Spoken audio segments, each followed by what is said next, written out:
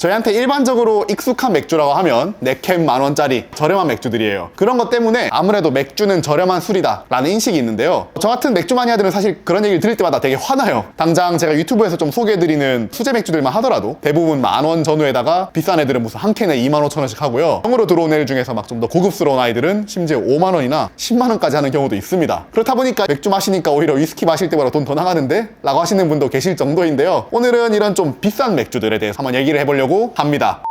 첫 번째는 이제 스코틀랜드에 위치한 브루독 양조장에서 만든 End of the History라고 하는 맥주입니다. 브루독이라는 양장이 독일에 있는 양장이랑 서로 누가 더 높은 도수의 맥주를 만드냐 싸우다가 우리 그냥 이걸로 맥주 종결합니다 하고 만든 게 이 End of the History고요. 한 병에 50도대라는 굉장히 높은 도수의 맥주입니다. 제일 특이한 게 병이 그 동물 박제가 이렇게 쏙쏙 들어가 있어요. 다람쥐 같은 걸로 병이 보관이 돼 있는데 사실 좀 징그러운데 모르겠어요. 좀 귀엽기도 하고 징그럽기도 하고 인간이 이래도 될까라는 되게 철학적인 질문까지 드는 그런 맥주고요. 좀 궁금하긴 해. 한 번쯤 마셔보고 싶은 그런 맥주기는 해요. 얘 같은 경우는 전 세계에 딱 12병만 만들어졌다고 하고요. 판매할 때는 무려 700불 정도의 가격, 그러니까 거의 90만원 정도의 가격에 팔렸다고 합니다. 이게 얼마나 만들기 힘들었고 좀 희귀한 맥주인지는 많이 느껴지죠. 사실 또 리뷰를 보면 그렇게 맛있진 않다고 합니다. 이게 저번 영상에서 한 얘기지만 사실 이 정도 고도수 맥주는 좀 마시기 힘들거든요. 이러면 그냥 위스키를 먹지지만 그래도 궁금한 게 인간의 본성이니까 어쩔 수 없는 것 같아요.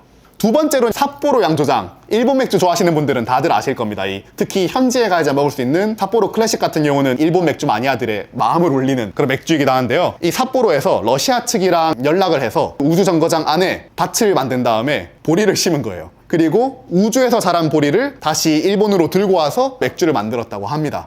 식스팩으로 딱 250개만 판매되었다고 하고요. 한 팩에 1만 엔이었다고 해요. 라거 맥주 치고는 사실 굉장히 비싼 가격인데 그래도 우주에서 난 보리로 만들었다니까 궁금해서 금방 팔렸다고 하더라고요. 다만 맛 자체는 삿포로가 기존에 가지고 있는 5도짜리 라거랑 전혀 다를 바 없는 평범한 라거라고 합니다. 세 번째로는 보통 이제 맥주 마니아분들이 새콤한 산미가 있는 식초라고 부르는 스타일의 맥주들로 많이 넘어갑니다. 그리고 이 식초 맥주의 정점에 있는 맥주가 바로 벨기에의 칸티옹이라고 하는 양조장인데요. 얘네 같은 경우는 재밌는 게 언제나 맥주와 와인의 경계를 부수려고 많이 노력을 하고요. 그렇다 보니까 이탈리아나 프랑스에 위치한 와이너리들이랑 콜라보를 해서 포도 맥주들을 되게 많이 만들어요. 그리고 그 중에서도 제일 희귀한 돈키호테라고 하는 맥주가 있는데요. 이 맥주 마니아들 사이에서 이거 진짜 미쳤다라는 얘기가 막 엄청 퍼졌고 그렇다 보니까 막 사람들이 서로 구하려고 하는데 구할 수가 없는 거예요. 제가 5년 전에 그 경매 사이트에 올라온 걸 봤는데 가격이 3천만 원이었어요.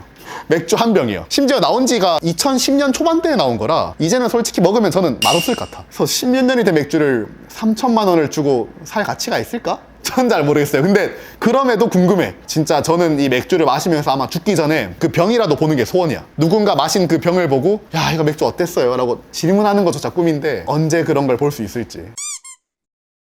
진짜 환상 그 자체인 그런 맥주입니다. 그리고 이제 마지막 인터넷에 레이트비어라고 하는 맥주 평가 사이트가 있습니다. 거기서 100점을 받으면 그냥 이 맥주는 최고의 맥주인 거예요. 그거 하나로 마케팅이 될 정도로 되게 중요한 지표가 되는 그런 사이트였는데 이 사이트에서 세계 최고의 맥주 랭킹이 있습니다. 그 세계 최고의 맥주 랭킹이 가끔씩 엎치락 뒤치락 하기는 하지만 보통은 고정이 돼 있는 경우가 많았는데요. 2000년대에는 베스트 블레터렌이라고 하는 맥주가 1위였고요. 잠시 몇 년 동안 이 뉴잉글랜드 IPA의 시초였던 헤디 토퍼라고 하는 맥주가 1위를 가지고 있었고요. 이 맥주가 처음 등장하고 나서부터는 레이트비어의 1위 랭킹이 바뀐 적은 단 한 번도 없습니다. 단 한 번도 그 왕좌에서 내려온 적이 없는 전설 오브 전설의 맥주, 바로 토플링 골리앗의 켄터키 브런치 브렉퍼스트 스타우트라고 하는 맥주입니다. 이 맥주 같은 경우는 뭐냐면요, 이 버번 위스키를 숙성시켰던 통에다가 맥주를 보관한 다음에 이제 한 2년 정도 지나면 빼고 거기에다가 커피를 넣어서 완성시키는 맥주예요. 사실 이런 조합의 맥주는 오늘날 되게 많아서 엄청 특별할 건 없거든요. 사실 비슷한 스펙의 맥주 3만 원이면 국내에서도 구할 수 있어요. 근데 왜 이 맥주가 특별하냐? 그냥 엄청 맛있대요. 얼마나 맛있냐면요, 이 양조장이 그 미국 아이오와라고 하는 되게 촌동네에, 그 안에서도 엄청 촌동네인 데코라라고 하는 마을에 있거든요. 사람도 얼마 안 살아요. 그런 마을에 있는데 이 맥주를 사려면 첫 번째로 온라인 신청을 넣어서 당첨이 돼야 돼요. 당첨이 되면 그 티켓을 들고 현장에 가서 맥주 한 병에 10만 원에서 20만 원의 돈을 주고 사야 됩니다. 코로나 때 정말 짧게 이 대리 수령을 한번 허락한 적이 있지만 그때 말고는 대리 수령조차 안 돼서 무조건 당첨된 사람이 가서 그 맥주를 받아야 되는 너무 구하기 힘든 맥주예요. 제가 지금 11년째 맥주를 마셔오고 있는데 아직도 마셔보지 못한 맥주예요. 아직도 기억나. 그 맥주를 처음 봤는데 인터넷에서 100만 원에 팔고 있는 거예요. 그 맥주를. 한 병에 100만 원짜리 맥주는 어떤 맛일까 너무 궁금했었는데 정말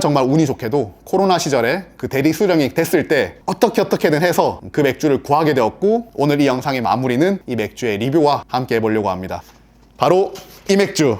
이 맥주를 처음 받았을 때 너무 기분이 좋아가지고 진짜 막 집에서 춤을 출 정도로 신났는데, 문제가 하나 있더라고요. 먹기 너무 아까워. 저는 25만 원 정도 주고 샀는데 어떻게 한 병에 25만 원짜리 맥주를 쉽게 먹을 수 있겠어요, 그렇죠? 그래서 도저히 못 먹겠어서 제가 양주장을 오픈하면 그때 꼭 먹어야지라고 생각해서 아껴놨었거든요. 근데 양주장 막상 오픈하고 나니까 너무 바빠가지고 막상 먹을 시간이 없었어요. 그래서 1년이 지난 지금 1주년 기념으로 저희 직원분들이랑 다 같이 이 맥주를 즐기면 너무 좋을 것 같다고 해서 지금 촬영을 하면서 준비를 하고 있습니다. 사실 산지도 꽤 오래돼서 이 병을 간만에 냉장고에서 그 깊숙한 곳에서 꺼냈을 때 약간 두근두근 거림이 다시 느껴졌는데, 진짜 상상처럼 맛있을까? 모르겠어요. 한번 먹어보죠. 일단 패키징 같은 경우는 이런 적당히 고급스러운 종이 박스 같은 거에다가 보관이 돼 있고요. 이게 두껍진 않아요. 되게 얇아요. 와, 병 봐. 진짜 병도 진짜 고급스럽게 생겼어요. 고급스러운 병들을 많이 봤지만 이 맥주는 진짜 그 중에서 최고인 것 같아요. 일반적인 맥주보다 훨씬 더 약간 막 뭔가 꼬불한 글씨들이 많거든요. 진짜 멋져요. 이런 고급 맥주들은 보통 이런 식으로 밀랍 처리가 되어 있는 경우가 많거든요. 되게 고급스러운데 딸 때 좀 힘들어. 좀 못하는 곳들은 되게 두껍게 하거든요. 그럼 따는 데만 막 10분씩 20분씩 걸려서요. 화딱지 나는데, 얘는 그래도 엄청 두꺼워 보이진 않습니다.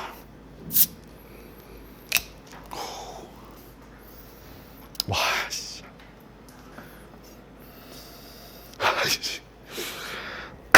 와, 어떤 느낌이냐면요, 미국식 아침 커피 한 잔에 이 팬케이크 3장 올리고 그 위에 메이플 시럽 쫙 뿌린 느낌 있잖아요. 그 향이 엄청나요. 그러면서 이 커피의 느낌이랑 이 버번 위스키의 느낌이 진짜 잘 조화돼 있어요.